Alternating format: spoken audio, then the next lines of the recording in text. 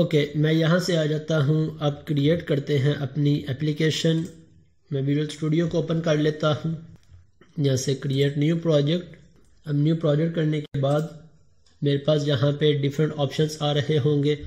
Okay, इन सभी options में मेरे पास यहीं पे ऑप्शन आ रहा है ASP.NET Core Web API।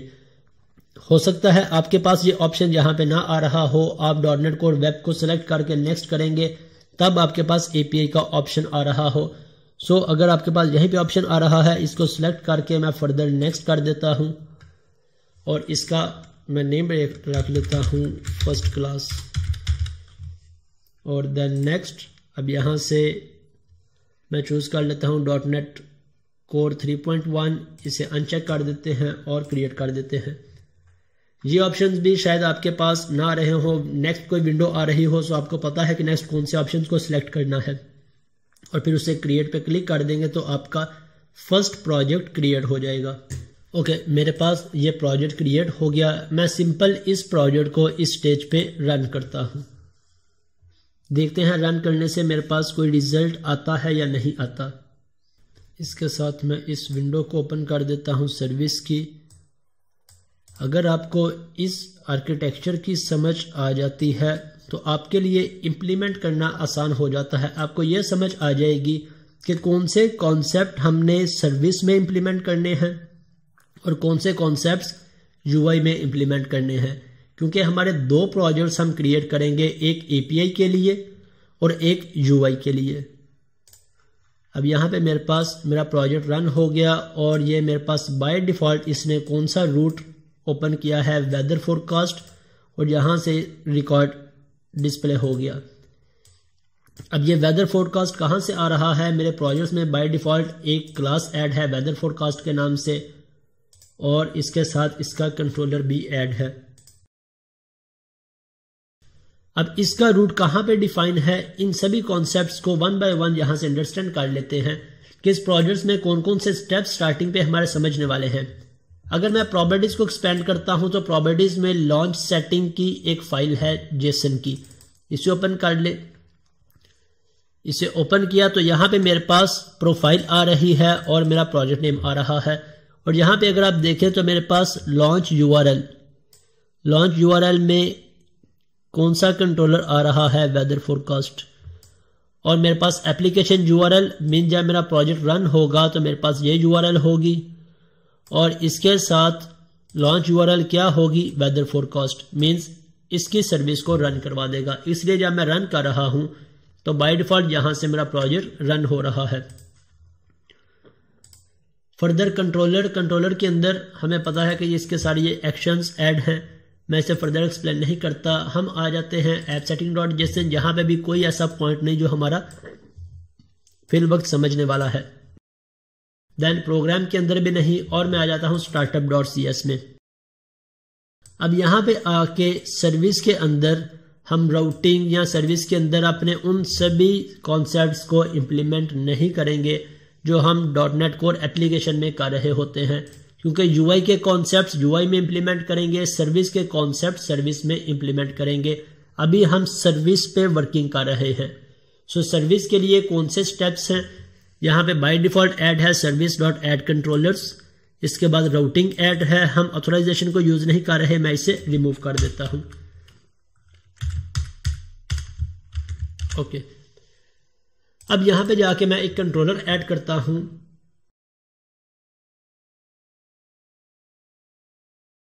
Add और कंट्रोलर, मैं एक होम कंट्रोलर ऐड कर लेता हूं। अब जैसे मैंने कंट्रोलर पे क्लिक किया मेरे पास कंट्रोलर्स का ऑप्शन आ गया, MVC कंट्रोलर्स। अब हमें MVC कंट्रोलर्स ऐड नहीं करने, हमें API कंट्रोलर ऐड करना है। सो मैंने API को सिलेक्ट किया और मेरे पास API कंट्रोलर्स का ऑप्शन आ गया। API कंट्रोलर और ऐड पे क्लिक कर दिया। अब इन दोनों में क्या डिफरेंस है, मैं यहां से कंट्रोलर का नेम रख लूं, फिर इसके बाद इसे एक्सप्लेन करता हूं। यहां से ये कंट्रोलर मैं इसे नेम दे देता हूं होम कंट्रोलर। जैसे ही हम API कंट्रोलर ऐड करेंगे तो ये दो एक्स्ट्रा एट्रीब्यूट्स को ऐड कर देगा। एक राउट, या हम रूट का नेम दे ले, ये, और दूसरा API कंट्रोलर जो इंडिकेट करता है कि अब ये कंट्रोलर मेरा API कंट्रोलर है और जब मेरी एप्लीकेशन रन होगी तो इस रूट को फॉलो करेगी। मीन्स मेरा बेस URL, फॉर एग्जांपल मैं अज्यूम कर लूँ मेरी बेस URL है www.google.com। इसके बाद रूट क्या होगा, API और फिर डैश कंट्रोलर नेम। अगर मैं इस कंट्रोलर के किसी एक्शन को एक्सेस करना चाहता हूं तो मुझे यूज करना पड़ेगा API dash home dash get का एक्शन है या गेट नेम का एक्शन है या पोस्ट का एक्शन है। जो सा भी एक्शन होगा मैं उस एक्शन को एक्सेस कर लूंगा। सो इस पर्पज के लिए हम यहाँ पे राउटिंग डिफाइन करते हैं। अब यहाँ पे मैं एक एक्शन क्रिएट करता हूं स्ट्रिंग और गेट नेम, जो क्या करेगा, जो सिंपल मेरे कोर्स का name welcome to API course. अब इसे मैं रन करता हूं, देखते हैं कि ये कैसे हम एक्सेस कर सकते हैं। बाय डिफॉल्ट इसने रन किया वेदर फोरकास्ट को। मैं यहां से इसे रिमूव करके अब हमारा रूट क्या है, API डैश होम। अगर मैं सिर्फ कंट्रोलर तक लिख के एंटर की प्रेस करूंगा तो मेरे पास जो एक्शन था वो कॉल हो गया और इस एक्शन के अंदर मैंने जो रिटर्न करवाया था वो रिटर्न हो गया। अब इसने कैसे इसे रिटर्न किया है, मैंने यहां पे एक्शन का नेम डिफाइन नहीं किया गेट नेम, तो बाय डिफॉल्ट इसने इस एक्शन को रिटर्न करवा दिया। और अगर मैंने एक्शन का नेम डिफाइन किया है तो अब मेरे पास एरर आ रहा है कि ये not found, no web page was found on the web address. So इस कॉन्सेप्ट को थोड़ा सा हमने स्टार्टिंग से अंडरस्टैंड कर लेना है ताकि नेक्स्ट हम जो सा भी एक्शन इंप्लीमेंट करें हमें इसकी प्रॉब्लम ना आए। फर्स्ट ऑफ ऑल हम पहले बात कर चुके हैं कि जो सा भी एक्शन क्रिएट करेंगे हमने इसका मेथड लाजमी तौर पे डिफाइन करना है, HTTP मेथड। अगर हम इस मेथड को डिफाइन नहीं करते तो मेरा ये राउट यहां पे चेक करेगा कि कौन सा एक्शन है जिसका प्रीफिक्स गेट है। सो इस एक्शन को रिटर्न करवा देगा। बाय डिफॉल्ट हम इन एक्शंस का नेम कॉल नहीं करते, इनके सिर्फ HTTP मेथड से ये एक्शंस कॉल हो जाते हैं। मैं यहां पे अगर HTTP गेट नहीं भी लिखूंगा तब भी मेरी इस URL पे API डैश होम पे जो सा भी गेट का एक्शन होगा वो कॉल हो जाएगा। अगर मेरे पास दो गेट के एक्शन हैं, गेट डिपार्टमेंट, अब देखते हैं कि क्या रिटर्न करवाता है।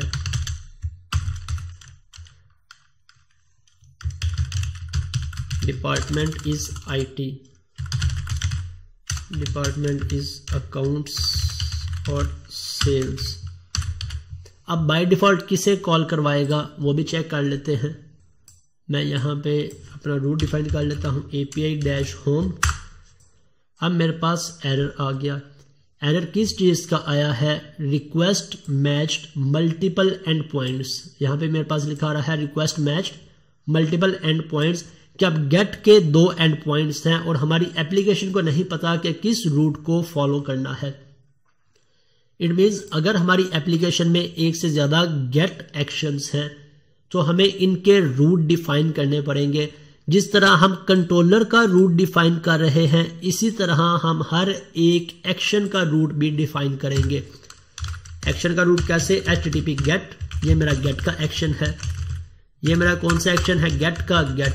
अब इसका रूट कैसे डिफाइन करना है, पैरेंथेसिस, डबल कोट्स और एक्शन नेम, गेट नेम कि इस URL के बाद, होम के बाद नेक्स्ट हमें एक्शन नेम पास करना पड़ेगा, कौन सा, गेट नेम।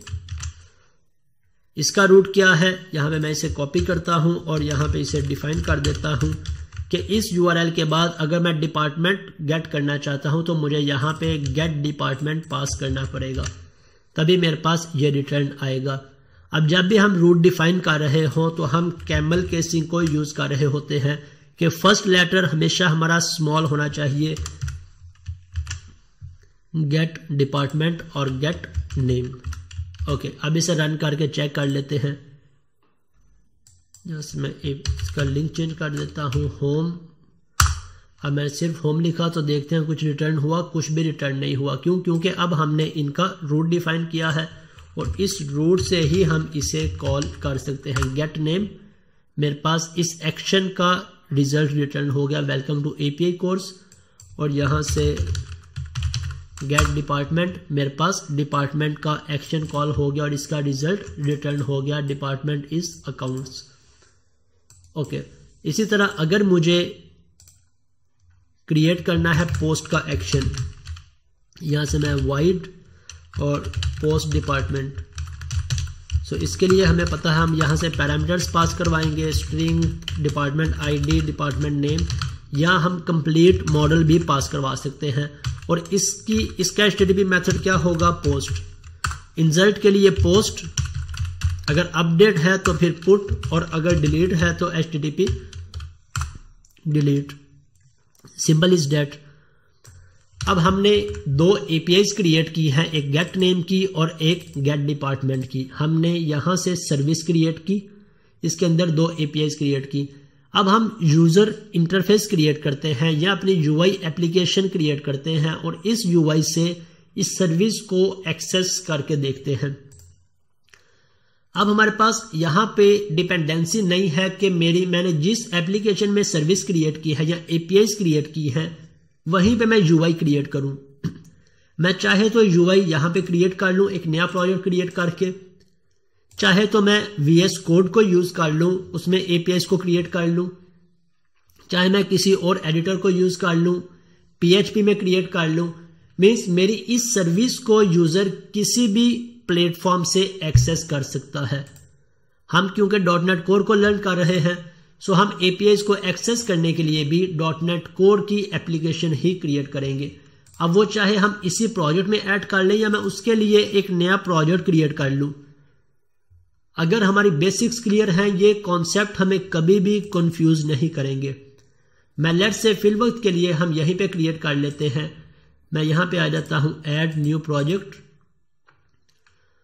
और यहां से मैं सिलेक्ट कर लेता हूं ASP.NET core web app,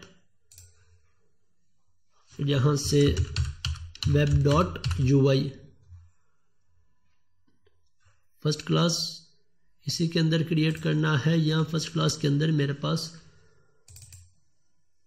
okay first class ही है। और next further next .NET core 3.1।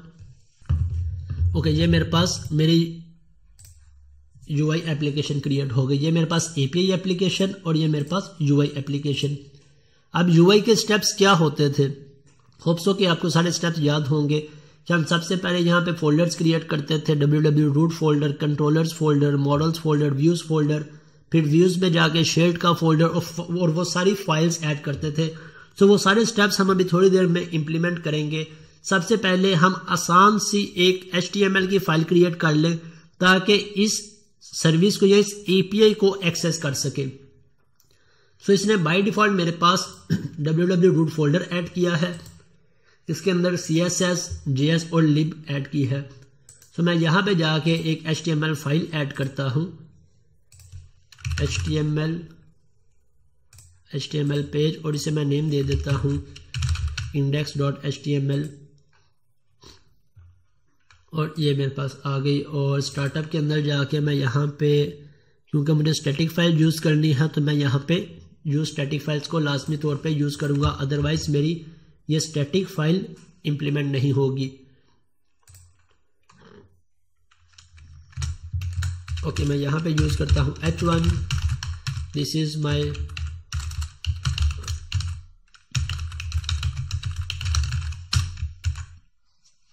और अब मैं इसे बना देता हूं स्टार्टअप प्रोजेक्ट।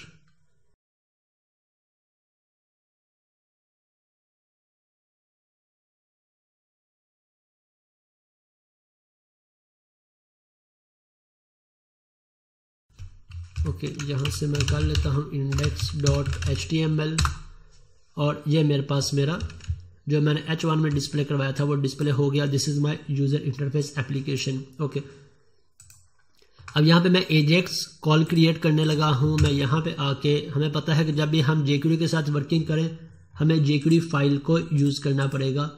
मैं जाता हूँ lib jQuery और डिस्ट्रीब्यूट के फोल्डर के अंदर jQuery.js और यहीं पे मैं इसका स्क्रिप्ट क्रिएट कर लेता हूँ, स्क्रिप्ट, और यहाँ से मैं एक बटन क्रिएट कर लेता हूँ, input type equal to button, इसकी आईडी माई बटन, और इसे मैं वैल्यू दे देता हूँ गेट डाटा। और जब भी यूज़र इस बटन पे क्लिक करेगा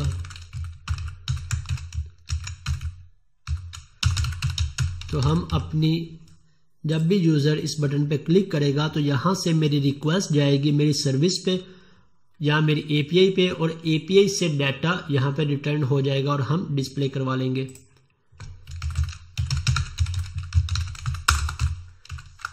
किया, अब मेरे पास बटन पे क्लिक करने के बाद मैं एजेक्स रिक्वेस्ट क्रिएट करवा लेता हूँ, एजेक्स, और एजेक्स के कौन कौन से पैरामीटर्स थे, यूआरएल, इसके बाद हमारे पास टाइप, और देन हमारे पास सक्सेस। मेरे पास जो सा भी रिस्पॉन्स आएगा मैं उसे कंसोल में लॉग करवा लेता हूँ, console.log, और सिंपल मैंने रिस्पॉन्स करवा लिया। अब टाइम मेरे पास क्या है, गेट है, पोस्ट है, डिलीट है। जिस एक्शन को मैं कॉल करना चाहता हूँ एपीआई के, उसकी जोन सी भी टाइप होगी या HTTP मेथड होगा, वही मेथड हमें यूज़ करना पड़ेगा। अब इसका मेथड क्या है, गेट। अब यूआरएल क्या है हमारे पास इसकी कंप्लीट यूआरएल क्या है इस एक्शन की। लेट्स से मैं इस गेट नेम को एक्सेस करना चाहता हूं, सो मैं पहले इस एपीआई की बेस यूआरएल गेट कर लूं। मेरे पास बेस यूआरएल क्या है, मैं आ जाता हूं इस प्रोजेक्ट पे, एपीआई पे राइट क्लिक किया, प्रॉपर्टीज, चाहे हम प्रॉपर्टीज में से फाइंड कर लें, मैं प्रॉपर्टीज ओपन की, डीबग, और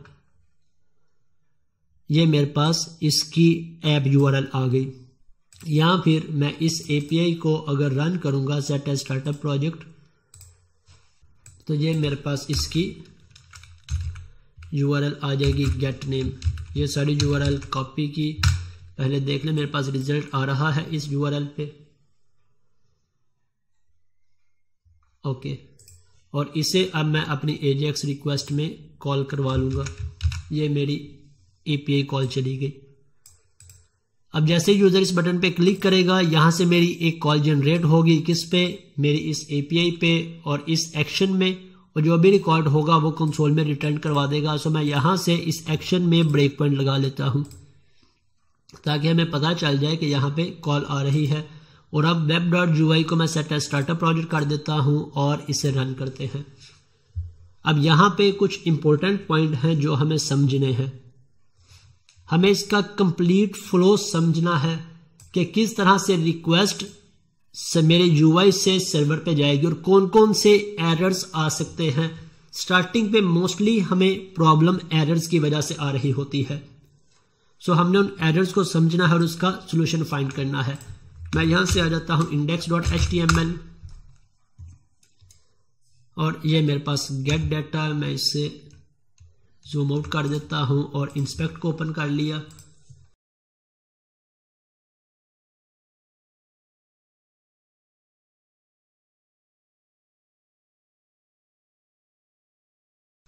ओके, अब मैं यहां पे क्लिक करता हूं gate data,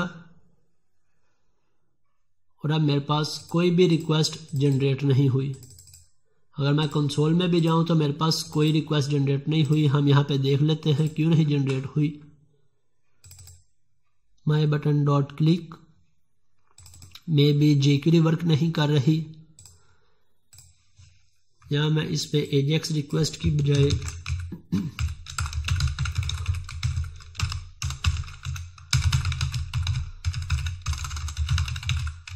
jQuery is working को डिस्प्ले करवा के देख लूं।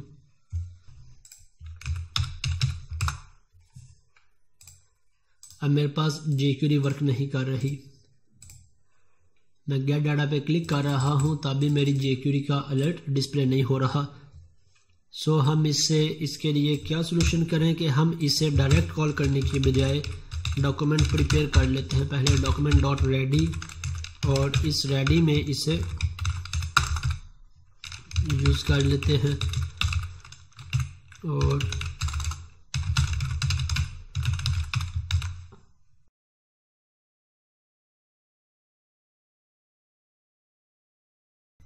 ओके, अब मेरे पास अलर्ट डिस्प्ले हो गया, मीन्स मेरी jQuery वर्क कर रही है। सो मैं इस सारे को यहाँ से कट करके document.ready में पेस्ट कर देता हूँ और इन सब को Ctrl+K अनकमेंट कर दिया और अब इसे रन करके चेक करते हैं। होप सो कि अब मेरी कॉल इस API पे जाएगी।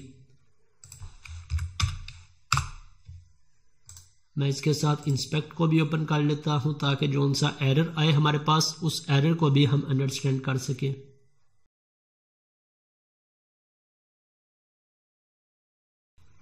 गेट डाटा मैंने क्लिक किया और मेरे पास एक एरर आ गया कंसोल में। अब मैं कंसोल को अगर ओपन करूं तो मेरे पास क्या एरर आया है? मेरे पास एरर आ रहा है एरर कनेक्शन रिफ्यूज्ड। किस चीज का एरर आया है कि मैंने अपनी UI से रिक्वेस्ट सेंड की इस सर्विस पे। अब यहां पे मेरा आपसे क्वेश्चन है कि क्या मेरी ये सर्विस एक्टिव है या मेरी ये सर्विस रनिंग मोड में है या इनएक्टिव है। अगर तो हमारी सर्विस इनएक्टिव है तो हम जितना भी इस पे रिक्वेस्ट सेंड करते रहे, जितनी भी रिक्वेस्ट सेंड करते रहे, हमें कोई भी रिकॉर्ड रिटर्न नहीं होगा। इट मीन्स हमें पहले इस सर्विस को एक्टिव करना पड़ेगा, इसके बाद ये सर्विस अवेलेबल होगी किसी भी डिवाइस के लिए, चाहे वो वेबसाइट है, ब्राउजर है या मोबाइल ऐप्स हैं। सो इसे हम कैसे एक्टिव करें? इसके लिए हम यहां पे इस सर्विस को सेट एज स्टार्टअप प्रोजेक्ट करेंगे तो सिर्फ सर्विस रन होगी, मेरी UI एप्लीकेशन रन नहीं होगी। सो हमें ये दोनों रन करवाने हैं। मुझे सर्विस पहले रन करवानी है ताकि सर्विस एक्टिव हो जाए, इसके बाद मुझे UI रन करवाना है। सो हमने मल्टीपल प्रोजेक्ट्स को सेट करना है एज अ स्टार्टअप। सो इसके लिए हम कैसे कर सकते हैं? मैं सोल्यूशन पे राइट क्लिक करता हूं और इसकी प्रॉपर्टीज में आ जाता हूं और अब हमारे पास ऑप्शन आ गया सिंगल स्टार्टअप प्रोजेक्ट और मल्टीपल स्टार्टअप प्रोजेक्ट। सो मैं यहां से मल्टीपल स्टार्टअप प्रोजेक्ट कर देता हूं। अब पहले मुझे किसे रन करवाना है? फर्स्ट क्लास मीन्स API को या UI को। अगर मुझे UI को रन करवाना है तो मैं इसे ऊपर कर दूंगा, तो ये मेरी UI और इसे मैं स्टार्ट कर देता हूं। इसके बाद API। अगर मुझे पहले API को रन करवाना है तो इसे सिलेक्ट किया और अप की पे प्रेस किया, तो अब पहले मेरी स्टार्ट कौन सी एप्लीकेशन होगी? APIs। और इसके बाद मेरा UI में से अप्लाई करता हूं, ओके कर देता हूं और अब हम चेक करते हैं। अब मेरे पास मेरे दोनों प्रोजेक्ट्स रन हो गए। ये वेदर फोरकास्ट मेरा API का प्रोजेक्ट और ये मेरी UI का प्रोजेक्ट। API प्रोजेक्ट की URL डिफरेंट है, डिफरेंट पोर्ट पे होस्ट है या डिफरेंट पोर्ट पे रन हो रहा है, और UI प्रोजेक्ट डिफरेंट पोर्ट पे है। ओके, अब यहां से मैं करता हूं index.html और इंस्पेक्ट को ओपन कर लेता हूं। अब देखते हैं हमारे पास कॉल जाती है या नहीं जाती। मैंने गेट डाटा पे क्लिक किया, अब मेरे पास कॉल चली गई। मैं इसे कंटिन्यू कर देता हूं। अब देखते हैं हमारे पास रिकॉर्ड रिटर्न हुआ, रिकॉर्ड रिटर्न नहीं हुआ। अगेन हमारे पास एक एरर आ गया। अब किस चीज का एरर आया है? ये एरर सबसे इंपॉर्टेंट एरर है। हमने पहले थोड़े से कॉन्सेप्ट को समझ लेते हैं। मैंने ये सर्विस एक्टिव की, रन की। अब मेरी ये सर्विस कौन कौन एक्सेस कर सकता है? क्या मेरी ये सर्विस कोई भी यूजर एक्सेस कर सकता है? या फॉर एग्जाम्पल मैं सिर्फ अपने लिए एक एप्लीकेशन क्रिएट कर रहा हूं, मैं चाहता हूं कि सिर्फ मैं ही इस एप्लीकेशन को यूज कर सकूं, इस API या इस सर्विस को यूज कर सकूं। या हम एक ऑर्गेनाइजेशन के अंदर सिर्फ उस ऑर्गेनाइजेशन के लिए सर्विस क्रिएट कर रहे हैं, सो सिर्फ इस ऑर्गेनाइजेशन के यूजर्स ही इसे एक्सेस कर सके, ना कि कोई भी कॉमन यूजर इसकी APIs को एक्सेस कर सके। अगर तो हमें इसे ओपन रखना है सबके लिए, जिस तरह गूगल मैप की APIs हैं, वेदर की APIs हैं, कोई भी यूजर एक्सेस कर सकता है। या फिर कोई इन हाउस सर्वर है जिसमें सिर्फ इन हाउस मेंबर्स ही एक्सेस कर सकते हैं। इट मींस हमें यहां पे इसकी पॉलिसीज डिफाइन करनी पड़ेंगी। अगर मैं यहां पे देखूं तो कोर्स पॉलिसी मींस हमें इसकी पॉलिसी डिफाइन करनी पड़ेगी कि मेरी इस सर्विस को कौन कौन यूज कर सकता है, या सभी के लिए ओपन है, सभी यूज करते जाएं। यहां से इसने इसे ब्लॉक कर दिया है। यहां पे क्या कहा है कि गेट नेम ये एपीआई फ्रॉम ओरिजिन, यहां से एक रिक्वेस्ट आई है जो कि ब्लॉक कर दी गई है। क्यों ब्लॉक कर दी गई है? No access control allow origin, कि इस सर्विस ने किसी भी ओरिजिन को अलाउ नहीं किया इसे एक्सेस करने के लिए, कि मेरी इस सर्विस में मैंने कोई भी पॉलिसी डिफाइन नहीं की कि इसे कौन सी यूआरएल एक्सेस कर सके या सभी की सभी यूआरएल्स एक्सेस कर सके। सो इसे कैसे हम अलाउ कर सकते हैं? मैं इस एपीआई सर्विस के स्टार्टअप में आ जाता हूं, startup.cs, और यहां पे आके कोड्स को हम डिफाइन कर देते हैं, services.add codes, और इसके बाद यहां पे राउटिंग से पहले हम लिख लें या राउटिंग के बाद लिख लें ऐप डॉट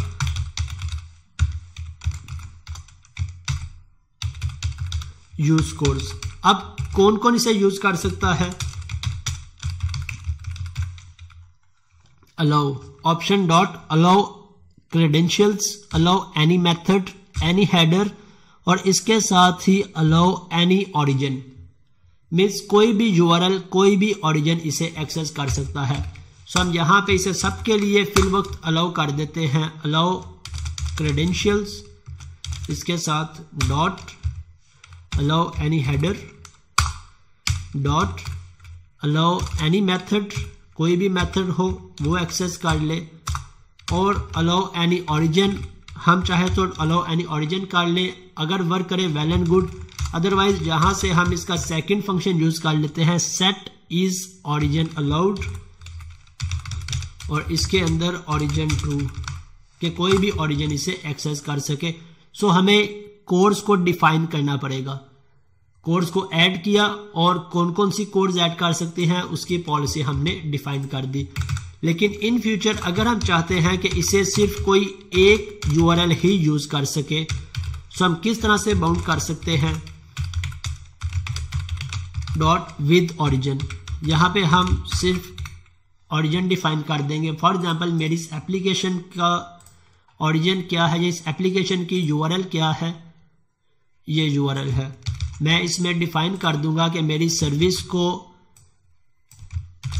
सिर्फ ये ओरिजिन ही एक्सेस कर सकता है। अब किसी भी और यूआरएल से मैं इस सर्विस को एक्सेस करने की कोशिश करता रहूं, मेरे पास एरर आता जाएगा, लेकिन अगर इससे एक्सेस करूंगा तो मेरा रिकॉर्ड एक्सेस हो जाएगा। सो ये 2 पॉइंट्स हमें लाजमी तौर पे समझ होने चाहिए। सो फिल वक्त के लिए हमने इसे सभी के लिए अलाउ कर दिया है। अब इसे रन करके देखते हैं। यहाँ पे मेरी पहले एपीआई की सर्विस रन हुई, एग्जीक्यूट हुई, और इसके साथ मेरी यूआई एग्जीक्यूट हो गई, और index.html। ओके, मेरा सर्विस का प्रोजेक्ट रन हो चुका है और एपीआई भी रन हो गई। अब मैं इंस्पेक्ट में चला जाता हूं। अब देखते हैं कोई एरर आता है या नहीं। मैंने क्लिक किया गेट डाटा, गेट डाटा पे क्लिक किया, मेरा ब्रेक पॉइंट हिट हो गया। इसे कंटिन्यू कर देते हैं और अब मैं आ जाता हूं कंसोल में। सो कंसोल में हमने जो डिस्प्ले करवाया था वो डिस्प्ले हो गया। हमने यहाँ पे किस ओरिजिन को एक्सेस किया था? Gate name. सो गेट नेम जो रिटर्न करवा रहा है हम उसे डिस्प्ले करवा रहे हैं कंसोल में। सो इट मीन्स अब हमारी एपीआई एज एक्सपेक्टेड वर्क कर रही है। अगर मैं इसे गेट नेम की बजाय गेट डिपार्टमेंट करता हूं, मैं यहां से गेट डिपार्टमेंट यूआरएल को एक्सेस करने की कोशिश करता हूं, तो देखते हैं कि क्या ये एपीआई भी एज एक्सपेक्टेड वर्क कर रही है या नहीं।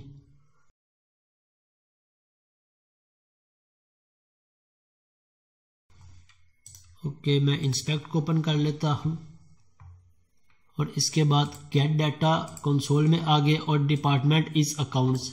मीन्स अभी हमारी दोनों मेन एपीआईज वर्क कर रही हैं। हमारी सर्विस भी एक्टिव है और हमारी यूआई एप्लीकेशन अब अलाउ है इस ओरिजिन को एक्सेस करना। ओके, अब हम इस एप्लीकेशन के अंदर अपने फर्दर स्टेप्स इंप्लीमेंट कर सकते हैं।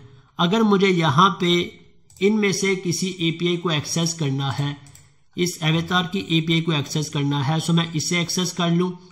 मुझे सिर्फ एजेक्स रिक्वेस्ट में इसे चेंज करना पड़ेगा यूआरएल को। जो कुछ भी आएगा वो हम कंसोल में रिटर्न करवा लें या अलर्ट में डिस्प्ले करवा लें, तो हमें पता है हमारे पास क्या रिकॉर्ड रिटर्न होगा। ओके, अब हम इसके साथ अगर फर्दर एपीआईज क्रिएट करना चाहें, तो मैं यहाँ पे जाकर डिपार्टमेंट की एपीआईज क्रिएट करना चाहूँ, डिपार्टमेंट को डिफाइन कर लूँ। मैं यहाँ पे जाकर डिपार्टमेंट का कंट्रोलर ऐड कर लेता हूँ जिसमें डिपार्टमेंट एपीआईज को ऐड कर लूँ। इसी तरह मैं एम्प्लॉयज़ ऐड करना चाहूँ, सो API कंट्रोलर एम्प्लॉयज़। मैं कैटेगरीज ऐड करना चाहूँ, कैटेगरीज ऐड कर लूँ। अब वो सभी के सभी स्टेप्स जो हम प्रीवियस अपनी इन लेयर्स पे इंप्लीमेंट कर रहे होते थे, वो स्टेप्स अब हमने डिवाइड कर दिए हैं। लॉजिक्स की लेयर के अंदर या लॉजिक्स के API के प्रोजेक्ट के अंदर, और UI में UI के स्टेप्स। अब यहाँ पे मेरा आपसे क्वेश्चन है कि इन फ्यूचर मैं इस UI की बजाय, अभी हम UI इंप्लीमेंट कर रहे हैं ASP.NET कोर का, अगर मुझे अपनी इसी एप्लीकेशन को एंगुलर में लेके जाना है तो मुझे कितनी जगह पे चेंजेस करनी पड़ेंगी? मुझे सिर्फ उसका UI चेंज करना पड़ेगा, दैट्स इट। अगर मुझे इसी एप्लीकेशन को PHP में कन्वर्ट करना है तो क्या मुझे ये सारी की सारी सर्विस चेंज करनी पड़ेगी? बिल्कुल भी नहीं। मुझे API में कुछ भी चेंज नहीं करना पड़ेगा, सिर्फ PHP का UI चेंज करना पड़ेगा। मैं आपको ये कॉन्सेप्ट क्यों एक्सप्लेन कर रहा हूं कि इन्हीं प्रोजेक्ट्स को अगर इन फ्यूचर आप एंगुलर में शिफ्ट करेंगे तो कॉन्सेप्ट सारे बिल्कुल सेम है। बिजनेस लॉजिक, डाटा एक्सेस जो हम प्रीवियस अंडरस्टैंड कर चुके हैं, प्रीवियस सीख चुके हैं, अब यहां पे उन कॉन्सेप्ट्स को API पॉइंट ऑफ व्यू से इंप्लीमेंट करना है। UI हमारा इंडिपेंडेंट हो जाएगा।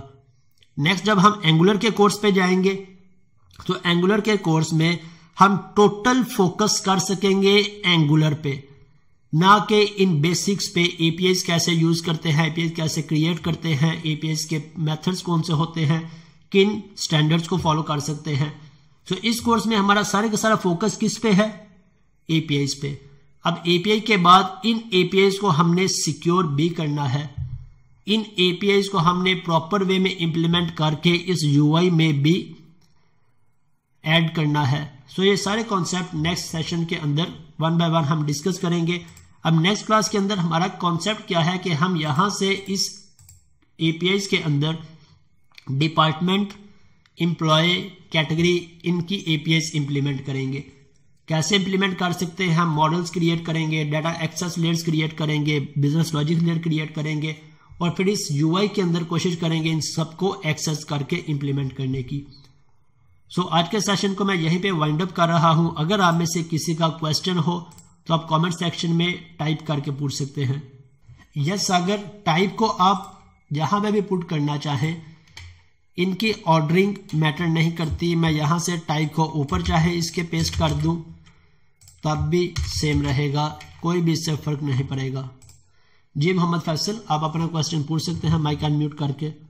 जी, मेरा क्वेश्चन ये है कि it's all very clear and very interesting है ये टॉपिक। मैं ये पूछना चाह रहा हूँ, जैसे अभी आपने सर्विस ऑन करी, पहले हमने प्रॉपर्टीज में जाके दोनों यानी सर्विस भी ऑन करी API की, और फिर अपना UI को भी रन किया। अगर ये हमारे पास जैसे हम PHP से हम कॉल करना चाहें अपनी API जो कि हमने .NET में बनाई है, तो PHP से किस तरह सर्विस ऑन करेंगे? हम सर्विस यहाँ पे हम सर्विस ऑन कर रहे हैं यहाँ पे जी। PHP से इसका लिंक नहीं है। क्या इस UI प्रोजेक्ट में हमने कोई सर्विस ऑन ऑफ की? अभी जैसे हमने जो प्रॉपर्टीज में जाके अपने सॉल्यूशंस के प्रॉपर्टीज में जाके दोनों सर्विस ऑन करी, API वाली भी और UI वाली भी। ठीक है जी, फ्रॉम दिस साइड। तो ये चीज हम PHP से कैसे करेंगे? अगर हमारा PHP में UI बना हुआ है और बैक एंड API हमारा .NET में बना हुआ है, ठीक तो है। API सर्विस आप किस तरह ऑन करेंगे? आपकी ये सर्विस हर वक्त एक्टिव होनी चाहिए। इसके बाद जब आप PHP का प्रोजेक्ट रन करेंगे तो PHP से जब कॉल जाएगी API में, अगर API की सर्विस एक्टिव है तब आपके पास रिकॉर्ड रिटर्न आ जाएगा। तो ये हम किस तरह ऑन करेंगे? हम क्योंकि हम डिफरेंट एनवायरनमेंट में है, PHP में फॉर एग्जांपल है, तो ये API हम किस लेवल पे, किस जगह पे कैसे एक्टिवेट करेंगे? मैं आपको बताता हूँ। यहाँ से अगर मैं अज्यूम कर लूँ कि मेरे पास UI यहाँ पे नहीं है, मैं राइट, यहाँ से एग्जैक्टली। इसे अनलोड करवा दूँ। अब मैं प्रोजेक्ट को क्रिएट कर लेता हूँ।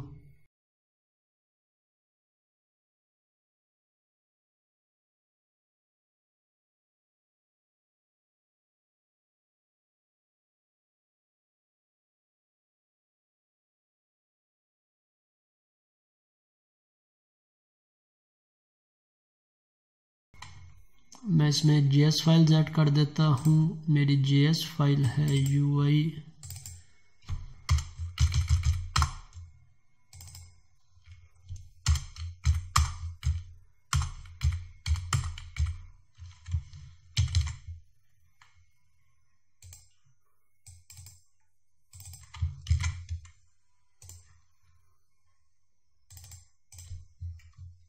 index dot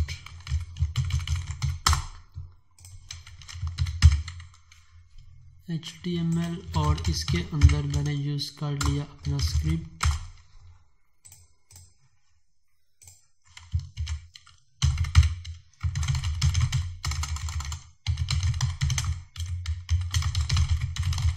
VS Code project और इसमें मैं यूज कर लेता हूँ एक बटन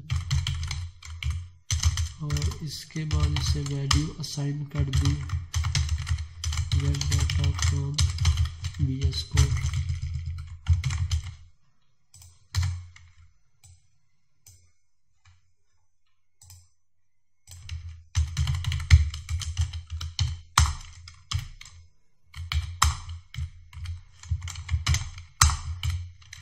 jQuery और इसे हम कर देते हैं document dot ready।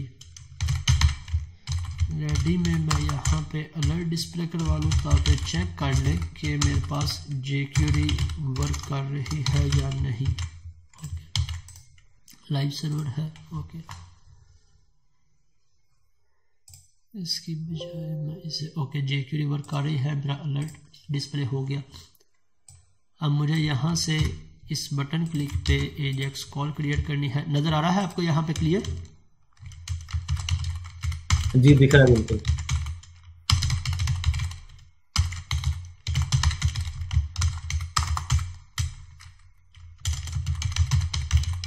color dot AJAX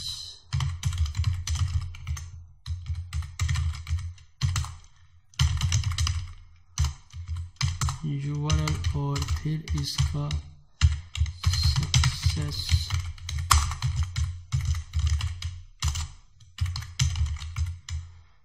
और मैं इसे अलर्ट में ही डिस्प्ले करवा देता हूँ रिस्पॉन्स। अब मेरे पास मेरी क्या URL है, मैं इसे यहाँ से इन सब को करता हूँ क्लोज ऑल टैब्स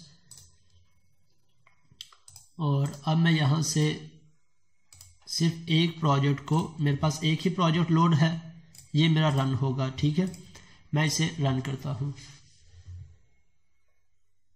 अब मेरी सर्विस रन हो रही है और मैं यहाँ से पहले चेक कर लूँ कि क्या मेरी सर्विस मुझे रिकॉर्ड रिटर्न करवा रही है।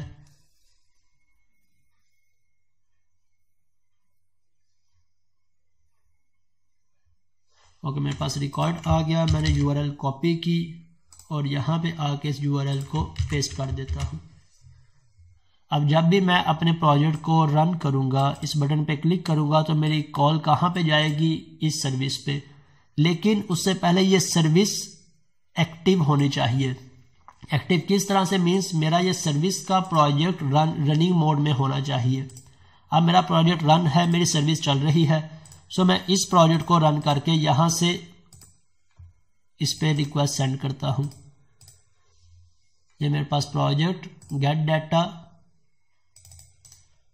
मेरे पास console file not from dollar is not defined, where dollar is not defined, dollar dot AJAX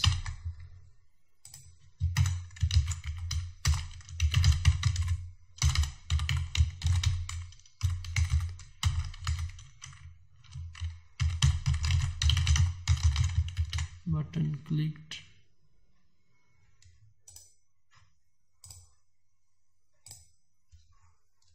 मेरी jQuery वर्क नहीं कर रही, JS डॉट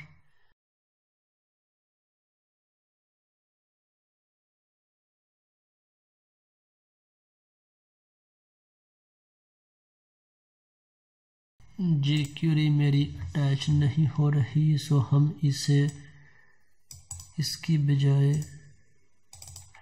आई एक्सप्लोरर पे ही चला कर देख लें, इस पे भी अटैच नहीं हो रही। क्लिक किया,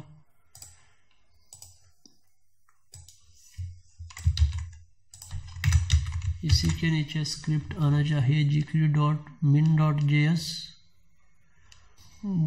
$document.ready, और इस पे तो नहीं कोई मिस्टेक, सेम सिंटैक्स है, इसमें क्या गलती है, या फिर स्क्रिप्ट ऐड नहीं है। इस पे मैं डॉट प्रेस करके देख लेता हूँ।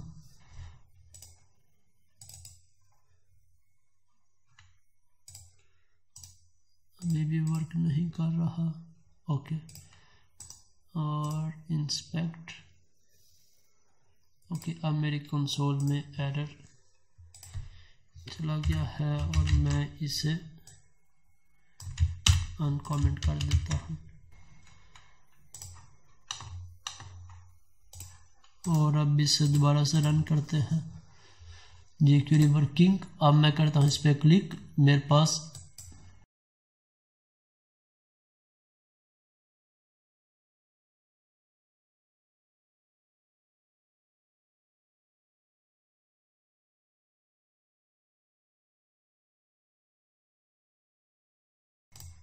बटन क्लिक, दोबारा से रन किया, jQuery वर्किंग। और अब मेरे पास डिपार्टमेंट कहाँ से आ रहा है, API से। अगर मैं यहाँ से दूसरी API को कॉल करवाता हूँ, गेट डिपार्टमेंट की बजाय गेट नेम। Okay, continue. अब इस सर्विस को मैं कॉल कर रहा हूँ डिफरेंट प्रोजेक्ट में। मीन्स ये मैंने VS कोड में, विजुअल स्टूडियो में क्रिएट की, और ये मैंने सिंपल HTML में डॉक्यूमेंट क्रिएट किया और इसमें AJAX रिक्वेस्ट को कॉल किया। अब ये AJAX रिक्वेस्ट चाहे मैंने कोई भी यहाँ पे डिफाइन नहीं किया, ये PHP का कोड है, ASP.NET का कोड है, कोई भी कोड हो, हमारी रिक्वेस्ट कहाँ पे जा रही है, हमारी इस URL को। अब ये URL कहाँ पे होस्ट है, मेरी इस सर्विस पे। अगर तो ये सर्विस ओपन है किसी भी ओरिजिन के लिए, कैसे ओपन है, हमने इस सर्विस के startup.cs में डिफाइन किया कि ये सर्विस कोर्स डिफाइन कर लिए, सभी के लिए अलाउ है। तो किसी भी प्लेटफॉर्म से, किसी भी लैंग्वेज से, किसी भी प्रोटोकॉल से रिक्वेस्ट आएगी, ये उसे रिकॉर्ड रिटर्न करवा देगी।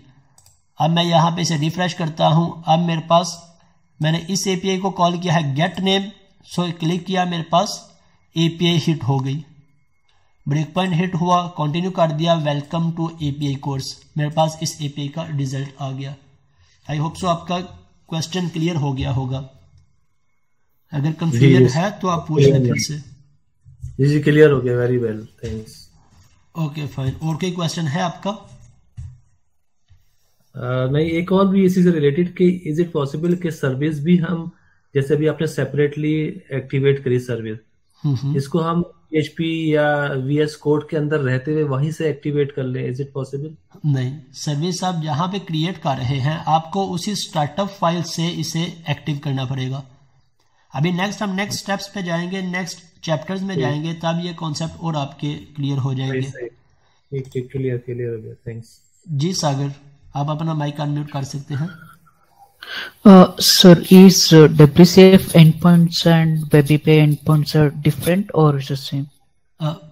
कौन से endpoints? In WCF, we'll be defining endpoints in a web.config file. Those and in web.